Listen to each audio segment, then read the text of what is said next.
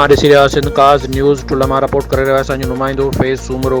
ठुल्ह में 9 ॾींहं जे मुसलसल बरसातुनि बाद अॼु वरी ॿीहर बरसातुनि जो सिलसिलो शुरू थी वियो, जंहिं सबबि तालके ठुल्ह जा हज़ारे ॻोठ ऐं फसल पाणी हेठि अची तबाह थी विया आहिनि।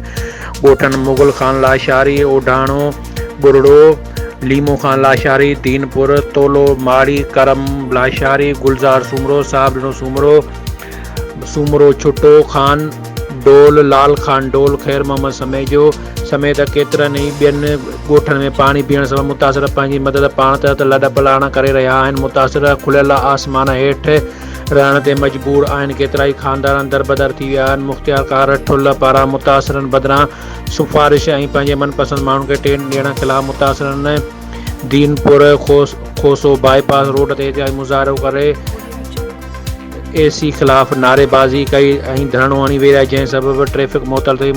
मुतासिर मीडिया सां ॻाल्हाईंदे ॿुधायो त असां मुतासिरनि लाइ आयल टेंट ऐं ॿियो सामान नथो ॾिनो वञे। मुख़्तियारकार ऐं असिस्टेंट कमिश्नर वॾेरनि सां मिली भगत करे आयल समूरो सामान ॿाहिरां वॾेरनि जी राइस मिल में रखाए उतां सिफ़ारिश ऐं मनपसंद माण्हुनि खे ॾेई रहिया आहिनि।